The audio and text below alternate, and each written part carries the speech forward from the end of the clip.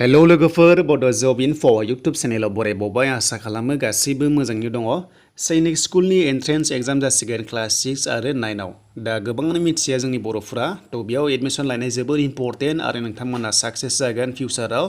थ' जायफ्रा डिफेन्स लेभेलाव नोंथांमोना इन्टारेस्टेड दङ थ' गाव गावनि फिसाला फिसाजोफोरखौ नोंथांमोना क्लास 6 एन्ड 9 आव एन्ट्रेन्स होनानै एडमिसन लाहोनो हागोन आरो फिउचाराव मोजां चान्स लानानै फैनो हागोन। थ' बे सेन्टारा थागोन गवालपारायाव दङ लोगोफोर आसामनिया मोनसेल' दङ गवालपारायाव सेन्टारा दायो बे गाइडलाइन्सआव। बेनिफ्राय लास्ट डेटआ 26 अक्ट'बरसिम थागोन। बेनि गेजेराव अनलाइन एप्लाइ खालामग्रोनांगोन। बेनिफ्राय एन्ट्रेन्स नोंथांमोना होनानै जुदि पास जायोब्ला सिट मोनगोन एबा एडमिसन लानो हागोन। दा बिदिब्ला जों थांसै गोबाव खालामला अफिसियेल नटिफिकेसन नायनोसै। नोंथांमोना चेनेलाव गोदानै फैदोंब्ला साबस्क्राइब खालामबानो जाबाय। लोगोसे नोंथांमोना बेल आइकनाव थुनानै सेलेक्ट अल खालामना लाबानो जाबाय। दा बेबायदि गोदान गोदान आपडेट होयोब्ला थाबैनो नटिफिकेसन मोननाय बायदि। दायो जों फैबाय अफिसियेल वेबसाइटआव नोंथांमोना अल इन्डिया सैनिक स्कुल्स नुनो मोन्दों एन्ट्रेन्स एग्जाम बियो दा 2022 नि। दा बेयाव नायदो थ' नोंथांमोना बेयाव माखासे नटिफिकेसन डाउनलड खालामना लानो हागोन। दा नैबे अफिसियेल पेज बियो अफिसियेल पेज दा नोंथांमोना वेबसाइटखौ मोनगोन भिडिअनि डिसक्रिपसनाव। दा जोङो एडमिसन लानो हायो आरो गासै 33 स्कुल्स दङ अल इन्डिया थ' नोंथांमोना बेयाव लानो हागोन। थ' आसामना जाबाय गवालपारायाव दङ।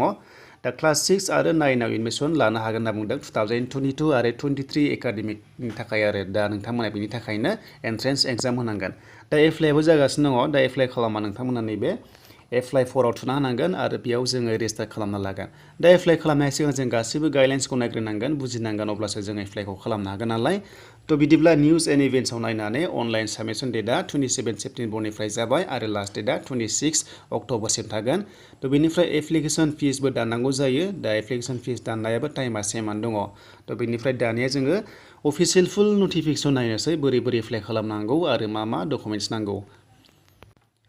दा नैबे जाबाय फुल अफिसियेल नटिफिकेसन। दा बेयाव नोंथांमोना नुनो मोन्दों नेशनेल टेस्टिं एजेन्सि बेयाव दा जोंहा बोरै बोरै एप्लाइ खालामनांगौ बेयावनो गासैबो दङ आरो। दा नैबे जाबाय माखासे फट'सफोर दा नटिफिकेसनाव मोनखागोन नोंथांमोना बेखौ दा नै नायदो।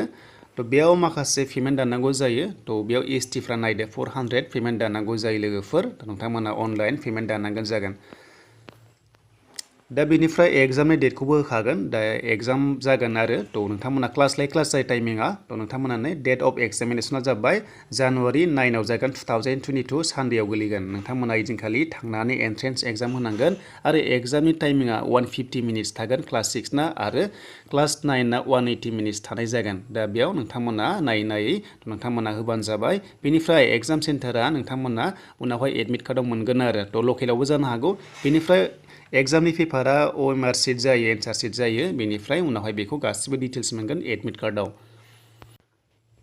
दा बेनिफ्राय एडमिसननि टाइमा नैबाव होनाय दङ क्लास 6निया 2 PM निफ्राय 4:30 PM सिम आरो क्लास 9आ 2 PM निफ्राय 5 PM सिम जागोन आरो नोंथांमोना जायफ्रा सेलेक्ट जायो एडमिसननि टाइमिंखौबो बेयाव होखाजोब्बाय।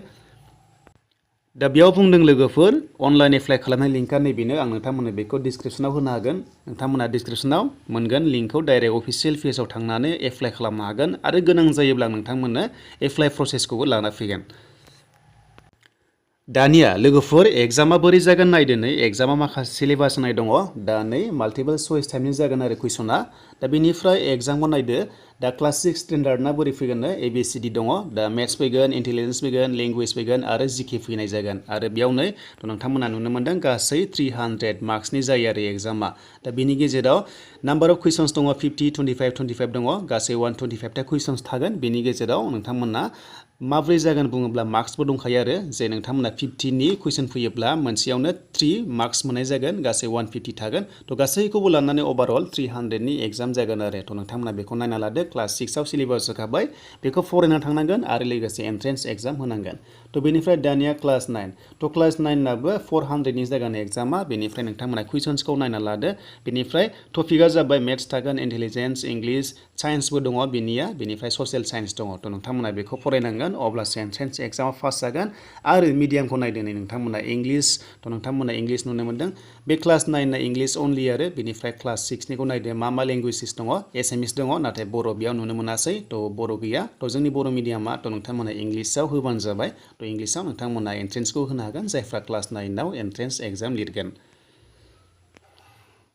थ' दानिया बैसोआ बेसेबां जानांगोननो बेयाव एडमिसन लानोबा बेयाव बुंदों जायफ्रा क्लास 6आव एन्ट्रेन्स होगोन 10निफ्राय 12नि गेजेराव जानांगोन आरो 9आ जाबाय 30निफ्राय 50नि गेजेराव दा नोंथांमोना केलकुलेट खालामबानो जाबाय एजखौ 31 मार्च 2022 सिम बेसेबां जायो बेखौ होनाय जादों थ' बेनो लोगोफोर नोंथांमोना अनलाइन दुखानाव थांनानै अनलाइन एप्लाइ खालामहैदो जायफ्रा इन्टारेस्टेड दङ सेमि स्कुलाव फरायहोनो फिसाजोफोरखौ थ' नोंथांमोना लांनो हासिगोन आरो एप्लाइ खालामनानै एन्ट्रेन्स एग्जाम होनो हागोन आरो नोंथांमोना एडमिसन लानो हागोन जानुवारियाव जागोन 2022आव थ' जानुवारि 9आव जागोन एडमिसना जायफ्रा सेलेक्ट जायो थ' लोगोफोर बेनोसैमोन दानिया नोंथांमोना भिडिअखौ हानायसेबां शेयार खालामना होबानो जाबाय आरो सेन्टारा जागोन स्कुला जागोन गवालपारायाव दङ जोंनि आसामनिया थ' नोंथांमोना बेयाव फरायहैनांगोन थ' आसा खालामो नोंथांमोना बुजिबाय जानांगौ दानिया मोजां मोनदोंबा लाइक खालामनो हागोन कमेन्ट खालामनो हागोन आरो गोदानै फैदोंबा चेनेलाव नोंथांमोना साबस्क्राइब खालामना लानो हागोन दा बेबायदि आपडेट मोनबाय थानो